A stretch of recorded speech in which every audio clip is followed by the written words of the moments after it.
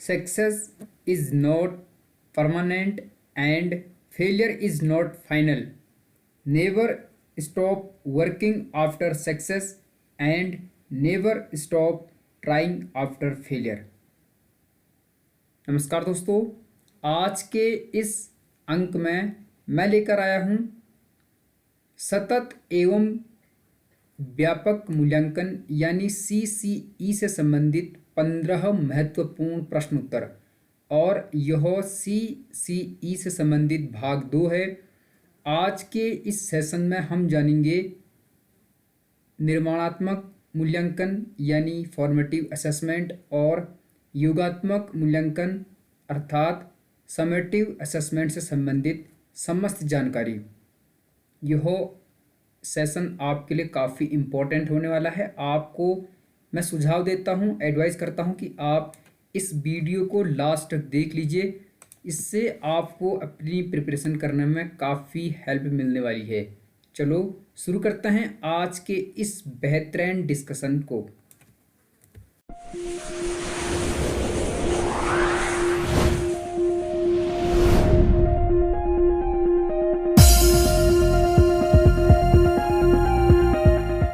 शिक्षण अभिरुचि एवं शिक्षण दक्षता से संबंधित इस सीरीज का यह 21वां भाग है। पिछले 20 अंकों में हमने कुल 402 क्वेश्चन आंसर हल किए हैं और उन सभी वीडियोज का लिंक इस वीडियो के डिस्क्रिप्शन बॉक्स और कमेंट सेक्शन में पिन किया गया है। आप उनके लिंक पर क्लिक करके उन्हें वॉच कर सकते हैं। आज का पहला प्रश्न है सतत एवं व्यापक मूल्यांकन, जिसे शॉर्ट में CCE कहते हैं, से तात्पर्य है। कई बार इसमें व्यापक की जगह समग्र लिखा होगा। CCE से तात्पर्य है कॉन्टिन्यूअस एंड कॉम्प्रिहेंसिव एवोल्यूशन। तो सतत एवं व्यापक मूल्यांकन से क्या तात्पर्य है? ऑप्शन है शैक्षिक व सह शैक्षिक क्षेत्र का मूल्यांकन करना, सभी विषयों का मूल्यांकन करना, शैक्षिक क्षेत्रों का मूल्यांकन करना, सह शैक्षिक क्षेत्रों का मूल्यांकन करना। चारों ऑप्शन इंपॉर्टेंट हैं, सही उत्तर को क्लिक करना है। ऑप्शन नंबर बी नहीं हो सकता है। इसमें शैक्षिक और इसमें सह शैक्षिक दोनों शब्द आए हैं, तो ये दोनों शब्द पहले वाले विकल्प में हैं। इस प्रकार ऑप्शन नंबर 1 इसका सही उत्तर होगा। शैक्षिक व सह शैक्षिक क्षेत्र का मूल्यांकन करना इसके अंतर्गत आएगा। अभी आगे हम जानेंगे शैक्षिक और सह शैक्षिक क्षेत्र कौन कौन से होते हैं। मुझे लगता है आप प्रश्नों को समझ चुके होंगे। तो सतत एवं व्यापक मूल्यांकन के अंतर्गत शैक्षिक व सह शैक्षिक क्षेत्रों का मूल्यांकन किया जाता है, यानी एजुकेशनल और को एजुकेशनल या गैर शैक्षणिक भी आप इसे कह सकते हैं। इनका अध्ययन इसके अंतर्गत किया जाता है। अगला प्रश्न जैसे कि आपको दिखाई दे रहा है, आप वीडियो को पॉज करके क्वेश्चन पढ़िए, ऑप्शन पढ़िए, फिर जवाब देने की कोशिश कीजिए, तभी आपको इस वीडियो को देखने का वास्तविक लाभ मिलेगा। सतत एवं व्यापक मूल्यांकन के कार्य हैं या हैं? इसके कार्य क्या हैं? ऑप्शन नंबर 1 है अध्यापक को प्रभावकारी कार्य नीतियां आयोजित करने में सहायक, शिक्षार्थियों की शक्तियों, कमजोरियों एवं आवश्यकताओं का पता लगाने में सहायक, शिक्षार्थी की प्रगति की सीमा और मात्रा के आंकन में सहायक, या उपरोक्त सभी। सही उत्तर को बताने की कोशिश कीजिए। प्रश्न का सही जवाब है ऑप्शन नंबर 4, यानी ऊपर के तीनों विकल्प विद्यार्थी हित में है, छात्र हित में है और टीचर्स हित में है। इस प्रकार उपरोक्त सभी इस प्रश्न का सही उत्तर हो जाएगा। यह सतत एवं व्यापक मूल्यांकन के कार्य हैं, यानी CCE के फंक्शन हैं। ठीक है, इस टॉपिक से अंडरस्टैंडिंग बेस प्रश्न आते हैं। आपको प्रश्न की भाषा समझनी है, आप किसी भी प्रश्न को आसानी से क्रैक कर पाएंगे। अगला प्रश्न है कक्षा 4 की शिक्षिका शिक्षार्थियों से कहती है कि वे अपने कार्यपत्रक, अवलोकन रिपोर्ट और सत्र में एकत्रित की गई सामग्री को एक फोल्डर में डाल दें। इन फोल्डरों को कहा जा सकता है एक क्लास, टीचर है यानी मैडम है कक्षा 4 की, वह अपने स्टूडेंट से कहती है कि उनके द्वारा बनाए गए कार्यपत्रक, अवलोकन रिपोर्ट और सत्र में एकत्रित की गई सामग्री को एक फोल्डर में डाल दें। इन फोल्डर को क्या कहा जा सकता है? परियोजना कार्य नहीं कहा जा सकता, पोर्टफोलियो नहीं कहा जा सकता, दत्त कार्य भी नहीं कहा जा सकता। इसे कहेंगे घटना वृत्तांत अभिलेख। यह आपको ध्यान में रखना है, ठीक है। घटना वृत्तांत अभिलेख शिक्षार्थियों के द्वारा तैयार किया गया फोल्डर होता है जिसमें वे अपने कार्यपत्रक, अवलोकन रिपोर्ट और सत्र के दौरान एकत्रित की गई सामग्री को डालते हैं और यह शिक्षार्थियों का स्वयं का अवलोकन होता है। यानी जब विद्यार्थी अपने आप को सेल्फ ऑब्जर्व करता है तो यह उसका रिकॉर्ड होता है, जिसे घटना वृत्तांत अभिलेख कहते हैं। ऑप्शन नंबर 2 सही उत्तर होगा और ये प्रश्न पहले एनवीएस के पीजीटी में पूछा गया है। अगला प्रश्न है सीसीई के संदर्भ में विचार कीजिए और सही कथन को पहचानिए, ठीक है। यानी सतत एवं व्यापक मूल्यांकन के संदर्भ में विचार कीजिए और सही कथन को पहचानिए। चारों विकल्पों को पढ़िए, आप जवाब देने की कोशिश कीजिए। यह एक ऐसी मूल्यांकन प्रणाली है जिससे विद्यार्थी के विकास के सभी पहलुओं पर विशेष रूप से ध्यान दिया जाता है। एकदम सही। सीसीई के अंतर्गत यह मूल्यांकन की एक ऐसी प्रणाली है जिसमें विद्यार्थी के विकास के सभी पहलुओं पर विशेष रूप से ध्यान दिया जाता है। यानी बच्चों के सर्वांगीण विकास पर ध्यान दिया जाता है, मानसिक, शारीरिक, बौद्धिक, सांस्कृतिक, सामूहिकात्मक सभी क्षेत्रों पर, शैक्षणिक और गैर शैक्षणिक दोनों क्षेत्रों पर। यह एक स्कूल आधारित मूल्यांकन व्यवस्था है। बिल्कुल सही। सीसीई स्कूल आधारित मूल्यांकन व्यवस्था है जो कि स्कूल स्तर पर की जाती है। इसमें विद्यार्थी के शैक्षिक उपलब्धियों के मूल्यांकन के साथ साथ सह शैक्षिक गतिविधियों का भी मूल्यांकन किया जाता है। बिल्कुल सही।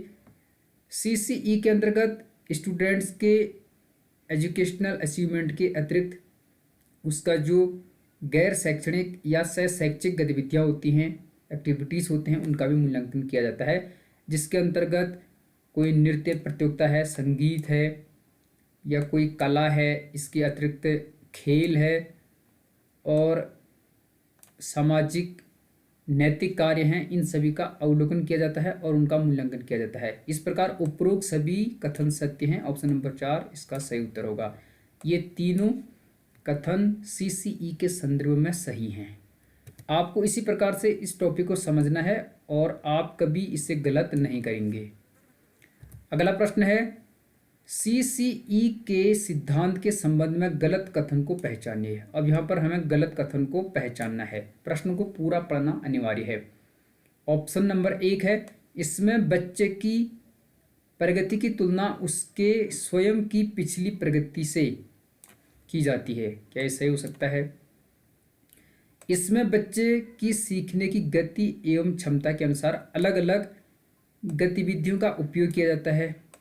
यह सही है। इसमें बच्चे की प्रगति की तुलना अन्य बच्चों की प्रगति से की जाती है। ऑप्शन नंबर 4 है इस पद्धति में अंकों को ग्रेड में परिवर्तित किया जाता है। यह भी सही है। 3 विकल्प इसमें सही हैं, एक गलत है, हमें उससे पहचानना है।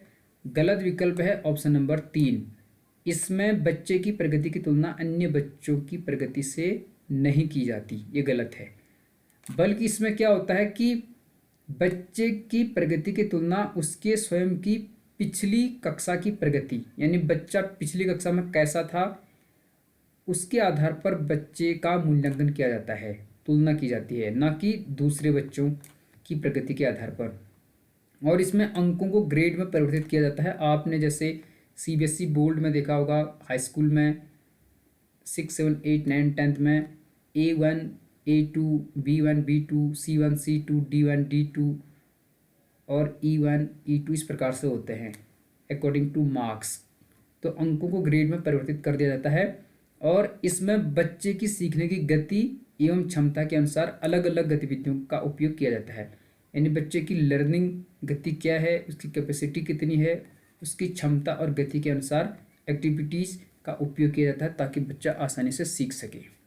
ऑप्शन नंबर 3 इस प्रश्न का सही उत्तर होगा, क्योंकि इसमें बच्चे की प्रगति की तुलना दूसरे बच्चों से नहीं की जाती। अगला प्रश्न है, सतत एवं व्यापक मूल्यांकन का उद्देश्य निम्न में से है या हैं? इसका मकसद क्या है, पर्पस क्या है, यानी उद्देश्य क्या है? पहला है भय मुक्त परीक्षण करना, बिल्कुल सही।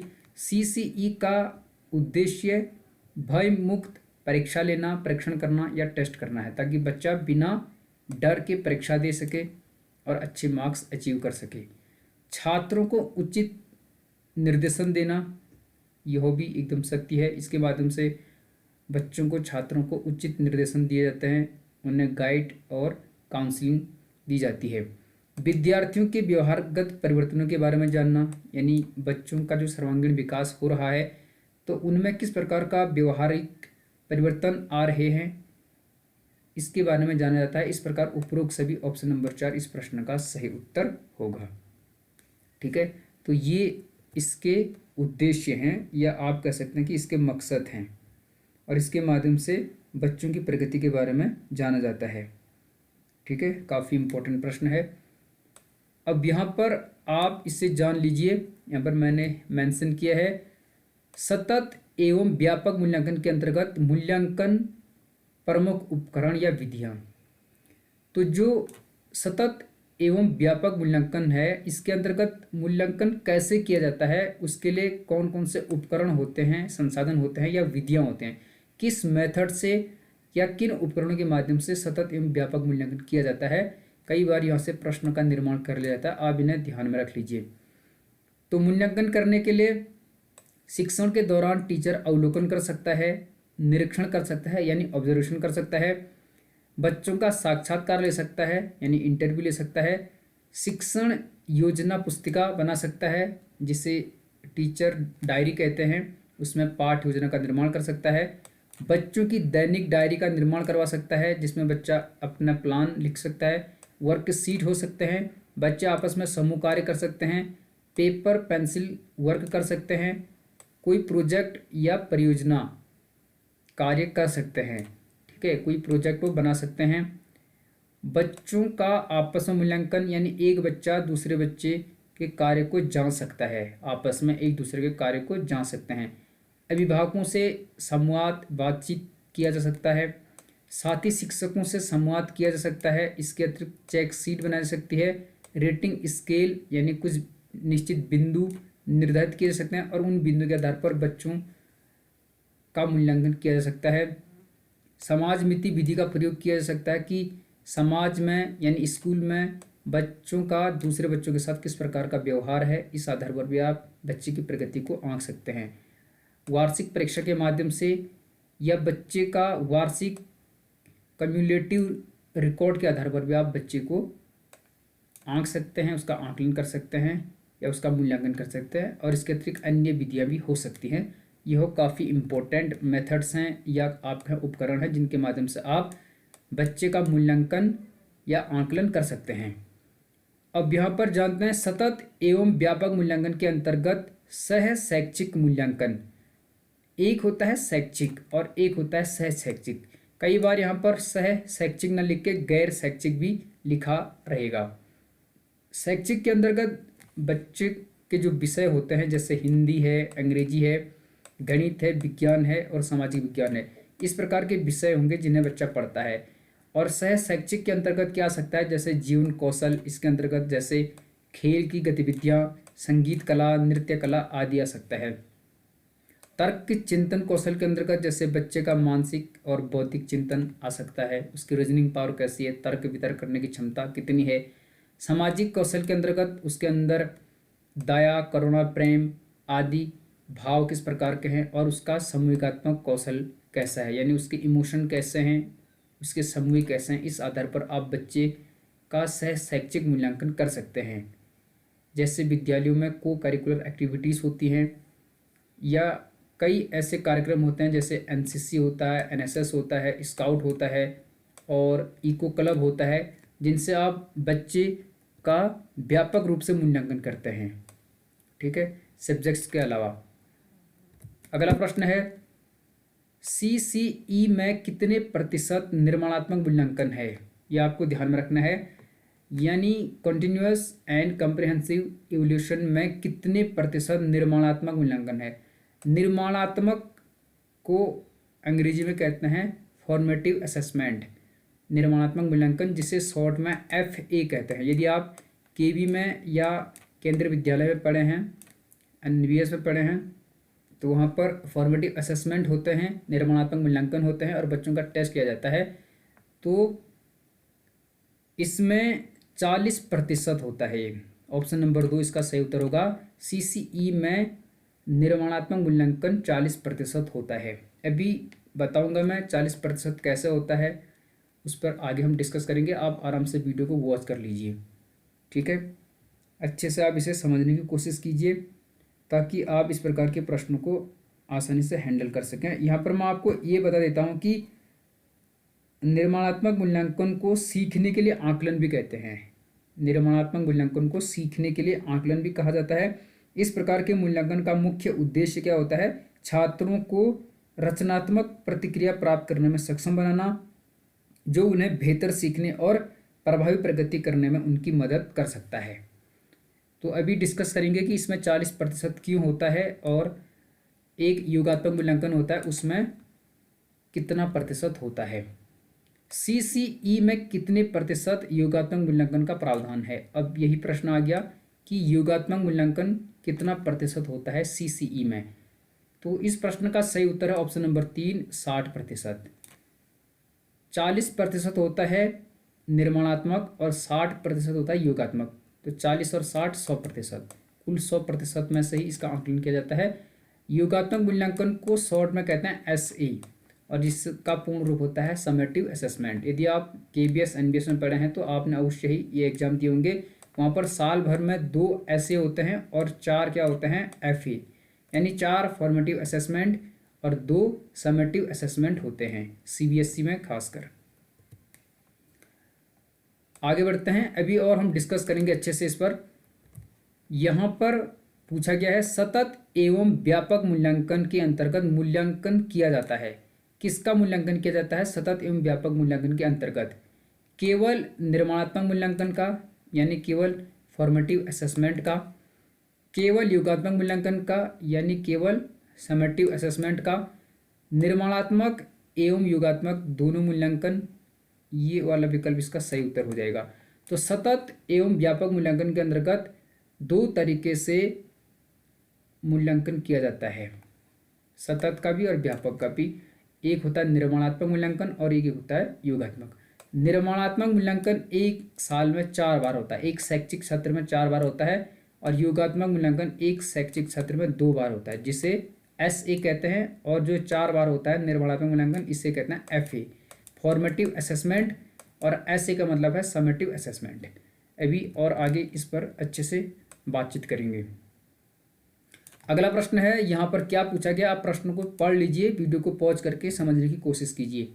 सतत एवं व्यापक मूल्यांकन यानी CCE के संदर्भ में सही कथन का चयन कीजिए या सही कथन को पहचानिए। तो हमें सही कथन को पहचानना है। पहला, इसके तहत एक शैक्षिक सत्र में 4 बार विद्यार्थियों का निर्माणात्मक मूल्यांकन किया जाता है, ये सही है। अभी हमने इस पर डिस्कस भी किया कि सतत एवं व्यापक मूल्यांकन के अंतर्गत एक शैक्षणिक सत्र जो कि 1 अप्रैल से 31 मार्च के मध्य होता है, बच्चों का 4 बार निर्माणात्मक मूल्यांकन किया जाता है, यानी 4 बार FA होता है, फॉर्मेटिव असेसमेंट 4 बार होता है 1 साल में। इसके तहत एक शैक्षिक सत्र में 2 बार विद्यार्थियों का योगात्मक मूल्यांकन किया जाता है, यह कथन भी सत्य है, जिसे SA कहते हैं। तो FA 1 साल में होता है 4 बार और SA 1 साल में होता है 2 बार, जिसे समेटिव असेसमेंट या हिंदी में योगात्मक मूल्यांकन कहा जाता है। अगला विकल्प इसमें क्या दिया गया है, इसमें निर्माणात्मक मूल्यांकन व योगात्मक मूल्यांकन का अनुपात कुल ग्रेड्स का क्रमशः 40% व 60% होता है, ये भी एकदम सत्य है। ठीक है, तो अभी हमने इस पर भी डिस्कस किया था कि जो निर्माणात्मक मूल्यांकन होता है वह 40% होता है कुल ग्रेड्स का, और जो योगात्मक मूल्यांकन होता है यानी समेटिव असेसमेंट होता है वह 40% होता है कुल ग्रेड्स का। तो 40 और 60 100% हो जाएगा। यहाँ पर इस प्रश्न में सही कथन नहीं गलत कथन होना है। सतत एवं व्यापक मूल्यांकन के संदर्भ में गलत कथन को पहचानिए, क्योंकि इसमें 3 कथन सत्य हैं। पहला सही है, दूसरा सही है, तीसरा सही है, चौथा इसमें गलत है। तो यही इसका उत्तर होगा। इसमें निर्माणात्मक मूल्यांकन व योगात्मक मूल्यांकन का अनुपात क्रमशः 60% व 40% होता है, ये गलत है। गलत क्यों है आप समझ चुके होंगे।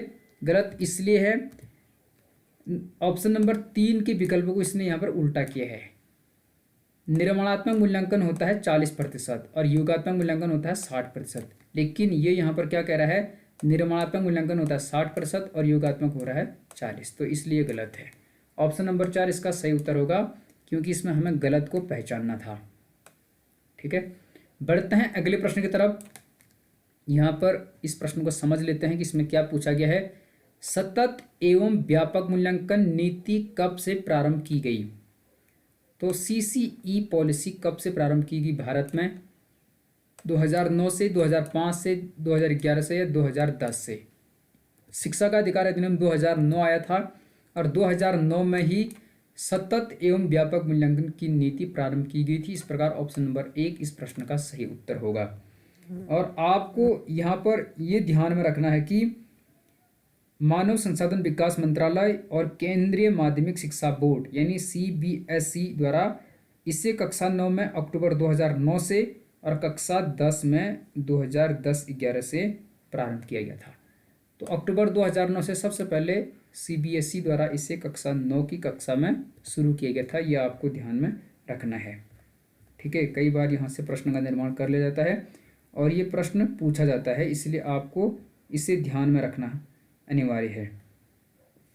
ठीक है, तो CBSE और भारत के मानव संसाधन विकास मंत्रालय ने विद्यालय शिक्षा क्षेत्र में सुधार लाने के लिए 20 सितंबर 2009 को घोषणा की थी और इस घोषणा के बाद अक्टूबर 2009 से कक्षा 9 के लिए सभी संबद्ध विद्यालयों में इसका शुभारंभ किया गया। ठीक है, वर्तमान में यह लगभग सभी विद्यालयों में गतिमान है। अगला प्रश्न है, निम्न में से किस मूल्यांकन को आंतरिक मूल्यांकन भी कहा जाता है। इंटरनल असेसमेंट आप इसे कह सकते हैं। तो किस मूल्यांकन को आंतरिक मूल्यांकन भी कहा जाता है।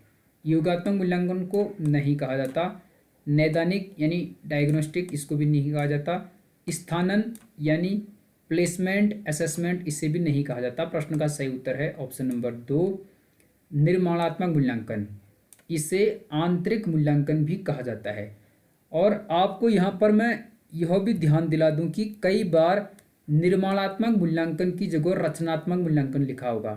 रचनात्मक मूल्यांकन या निर्माणात्मक मूल्यांकन एक ही बात है, जिसे अंग्रेजी में कहते हैं फॉर्मेटिव असेसमेंट और शॉर्ट में उसे लिखते हैं FA यानी फॉर्मेटिव असेसमेंट, और यह 4 बार होता है 1 वर्ष में। ठीक है, विद्यालयों में, और इसी को आंतरिक मूल्यांकन कहते हैं। आंतरिक मूल्यांकन इसे इसलिए कहते हैं क्योंकि निर्माणात्मक मूल्यांकन खुद टीचर्स के द्वारा किया जाता है। किस टीचर्स के द्वारा, जो बच्चों को पढ़ाता है। ठीक है, यानी जिस विद्यालय में टीचर बच्चों को पढ़ा रहा है उसी विद्यालय के टीचर के द्वारा पेपर तैयार किया जाता है, कॉपी चेक की जाती है, इसलिए इसे आंतरिक मूल्यांकन कहते हैं। यह शिक्षण कार्यक्रम का महत्व जानने की एक विधि है। जब शिक्षण कार्यक्रम की गतिविधियां प्रगति कर रही हों, अर्थात शिक्षण प्रक्रिया के दौरान इस मूल्यांकन के द्वारा छात्र शिक्षण उद्देश्यों को प्राप्त करने के लिए टीचर अपनी सफलता या विफलता के बारे में प्रतिपुष्टि, जिसे फीडबैक कहते हैं, प्राप्त कर सकता है। तो निर्माणात्मक मूल्यांकन में पेपर भी टीचर सेट करेगा, वही टीचर जो बच्चों को पढ़ा रहा है पूरे सत्र में, कॉपी की जांच भी वही करेगा, इसलिए इसे आंतरिक मूल्यांकन कहते हैं। ठीक है, अगला प्रश्न है, यहाँ पर क्या पूछा गया है, निम्न में से किस मूल्यांकन को बाह्य मूल्यांकन भी कहा जाता है। बाहर का मूल्यांकन, स्थानन मूल्यांकन यानी प्लेसमेंट असेसमेंट इसे नहीं कहा जाता, नैदानिक यानी डायग्नोस्टिक असेसमेंट इसे भी नहीं कहा जाता, रचनात्मक निर्माणात्मक मूल्यांकन इसे भी नहीं कहा जाता, इसे तो आंतरिक मूल्यांकन कहते हैं। प्रश्न का सही उत्तर होगा ऑप्शन नंबर 3 योगात्मक मूल्यांकन। ठीक है, जिसे फाइनल रिजल्ट आप कह सकते हैं। योगात्मक मूल्यांकन जो सत्र के अंत में होता है, यानी समेटिव असेसमेंट, जिसे शॉर्ट में एस से कहते हैं। ठीक है, SA। तो इसे बाह्य मूल्यांकन इसलिए कहते हैं क्योंकि जो फाइनल परीक्षा बच्चों की होती है उसमें पेपर भी बाहर से आता है और कॉपियां भी बाहर जाती हैं चेक करने के लिए। तो बाहर के टीचर्स पेपर का निर्माण करते हैं, कॉपियां चेक करते हैं, इसलिए इसे बाह्य मूल्यांकन कहा जाता है। यह आपको ध्यान में रखना है और इसी प्रकार के प्रश्न पूछे जाते हैं। ठीक है, योगात्मक मूल्यांकन कार्यक्रम की गतिविधियों के अंत में कार्यक्रम का महत्व जानने की एक विधि है और मूल्यांकन परिणामों पर केंद्रित होता है। तो ये फाइनल रिजल्ट आप इसे मान सकते हैं इसके अंतर्गत। अगले प्रश्न की तरफ बढ़ते हैं। आज का जो आखिरी प्रश्न है, 1-2 प्रश्न बचे हैं, आप आसानी से इन्हें हल कर लीजिए। यहाँ पर पूछा गया है योगात्मक मूल्यांकन को किस रूप में परिभाषित किया गया है, यानी समेटिव असेसमेंट को किस रूप में परिभाषित किया गया है। छात्रों को यह बताना कि उन्हें कैसे प्रदर्शन करना है, यह नहीं हो सकता। एक प्रभावी तरीके से पढ़ाने की प्रक्रिया के रूप में यह भी नहीं है। कार्यक्रम के प्रभाव का मूल्यांकन करने या निर्देश के बाद छात्र के प्रदर्शन का मूल करने की प्रक्रिया के रूप में, यह इसका सही उत्तर होगा। तो योगात्मक मूल्यांकन को कार्यक्रम के प्रभाव का मूल्यांकन करने या निर्देश के बाद छात्र के प्रदर्शन का मूल करने की प्रक्रिया के रूप में परिभाषित किया गया है कि बच्चे को निर्देश देने के बाद उसका प्रदर्शन कैसा रहा और उसकी प्रक्रिया क्या रही, फिर फाइनल उसका मूल्यांकन किया जाएगा। इस प्रकार ऑप्शन नंबर 3 इस प्रश्न का सही जवाब है। ठीक है, आज का आखिरी प्रश्न ये रहा आपकी स्क्रीन पर। यहाँ पर पूछा गया है निम्न में से किस आकलन या मूल्यांकन को, कई बार आकलन लिखा होगा कई बार मूल्यांकन लिखा होगा, को सीखने के लिए आकलन भी कहा जाता है। तो किस आकलन या किस मूल्यांकन को सीखने के लिए आकलन भी कहा जाता है। नैदानिक को नहीं कहा जाता, योगात्मक को नहीं कहा जाता, स्थानांतरण को नहीं कहा जाता। प्रश्न का सही उत्तर है निर्माणात्मक मूल्यांकन को सीखने के लिए आकलन कहा जाता है और इसी को क्या कहते हैं आंतरिक मूल्यांकन। आंतरिक मूल्यांकन सीखने के लिए आकलन इसी को कहा जाता है। और निर्माणात्मक मूल्यांकन को कई बार रचनात्मक मूल्यांकन भी लिखा रहता है, जिससे अंग्रेजी में फॉर्मेटिव असेसमेंट कहते हैं और शॉर्ट में इसे, जैसे कि मैं बार बार बता रहा हूँ, FA कहते हैं। ठीक है, तो सीखने के लिए आकलन को निर्माणात्मक मूल्यांकन या रचनात्मक मूल्यांकन या फॉर्मेटिव असेसमेंट या FA कहा जाता है। मुझे लगता है आप प्रश्न को अच्छे से समझ चुके होंगे। अब मैं आपको यहाँ पर बताता हूँ कि एक साल में 4 FA और 2 SA होते हैं। वो किस प्रकार से होते हैं उससे मैं आपको यहाँ पर बता रहा हूँ, आप उसे समझने की कोशिश कीजिए। यदि आप KBS और NBS में पढ़े हैं तो आप इसे अवश्य समझते होंगे। ठीक है, आसानी से आप उसे समझ सकते हैं। तो मैं 2 भाग बना देता हूँ यहाँ पर।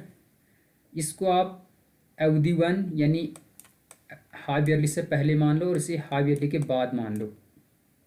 तो यहाँ पर एक होगा निर्माणात्मक मूल्यांकन 1, जिसे कहेंगे FA1। FA1 होता है और ये कितने नंबर का होता है 10 नंबर का। और फिर होता है FA2, जिससे FA1 का मतलब है फॉर्मेटिव असेसमेंट 1, FA2 का मतलब है फॉर्मेटिव असेसमेंट 2।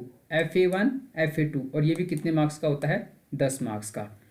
उसके बाद यहाँ पर हाफ ईयरली से पहले इन दोनों का एक फाइनल होता है जिसे कहते हैं SA1 सबमिटिव असेसमेंट 1 और ये होता है 30 नंबर का। ठीक है, तो 10 नंबर का FA1, 10 नंबर का FA2, 30 नंबर का SA1 और ये कुल कितने नंबर होते हैं 50 मार्क्स का, यानी 50% सिलेबस पूरा हो जाता है हाफ ईयरली तक फर्स्ट के 5 मंथ्स में। और उसके बाद होता है सेकेंड अवधि में यानी 6 लास्ट के 6 मंथ में FA3। FA1 यहाँ हो गया, FA2 यहाँ हो गया, अब FA3 होगा यहाँ पर, ये कितने मार्क्स का होगा 10। फिर होगा उसके बाद FA4 और ये भी कितने मार्क्स का होगा 10। फिर लास्ट में होगा SA2 जिससे समटिव असेसमेंट 2 कहते हैं, और ये होगा 30 नंबर का। तो ये भी टोटल कितना हो जाएगा 50, 10 10 20 और 30 50। तो 50 और 50 100, ये पूरा कितने मार्क्स का कितना प्रतिशत हो जाएगा 100 का। तो इस प्रकार से केवीएस एनवीएस में होता है, और यही 4 FA होते हैं एक साल में। 2 यहाँ पर हो गए 2 FA और 2 FA यहाँ पर हो गए। तो प्रश्न को आप समझ चुके होंगे कि एक साल में सतत एवं व्यापक मूल्यांकन के अंतर्गत 4 बार निर्माणात्मक मूल्यांकन या रचनात्मक मूल्यांकन या फॉर्मेटिव असेसमेंट या FA होता है, और 2 बार होता है समेटिव असेसमेंट यानी योगात्मक मूल्यांकन, जिसे शॉर्ट में SA कहते हैं, SA1 और SA2। तो यहाँ पर ये भी ध्यान दिला दूँ कि 10 से हो गया, 10 से हो गया 20, 10 से हो गया 30, 10 से हो गया 40। तो कुल मिलाकर आप ये ध्यान में रख सकते हैं कि एक साल में 40 क्या हो जाएंगे FA, 40%, कुल ग्रेड का 40% हो जाएगा FA, क्योंकि 4 FA हैं, 10 10 10 10 करके तो 40, और 2 SA हैं 30 30 के, 30 + 30 तो ये हो जाएगा 60। तो ऐसे कितने होंगे 60 के। तो इस प्रकार आपका टोटल कितना हो जाएगा 40 और 60 100, इसलिए इसे 40:60 भी आप कह सकते हैं। तो मुझे लगता है आप इसे आसानी से समझ चुके होंगे। यही था सतत एवं व्यापक मूल्यांकन, या सतत एवं समग्र मूल्यांकन भी इसे कई बार लिखा जाता है, शॉर्ट में से CCE कहते हैं, कॉन्टिन्यूअस एंड कॉम्प्रिहेंसिव एवोल्यूशन। मुझे लगता है आप अच्छे से समझ चुके होंगे और आपको किसी प्रकार का डाउट अब इसमें नहीं होगा। मिलते हैं अगली वीडियो में। यदि आपने ये वीडियो पूरी देखी है तो आप बताइए कि CCE में योगात्मक मूल्यांकन का कुल कितना प्रतिशत होता है। इस प्रश्न का जवाब अवश्य दीजिएगा, और वीडियो को लाइक और चैनल को सब्सक्राइब कर लीजिएगा, ताकि हर वीडियो का लेटेस्ट नोटिफिकेशन सबसे पहले आपको मिल सके। इस प्रकार हम कुल 21 भागों में 417 प्रश्न हल कर चुके हैं। यदि आपने पिछले वीडियोज़ नहीं देखे हैं, आप सभी वीडियोज़ को देख लीजिए। Thank you so much. खुश रहो, मस्त रहो, बिंदास रहो, हंसते रहो, मुस्कुराते रहो।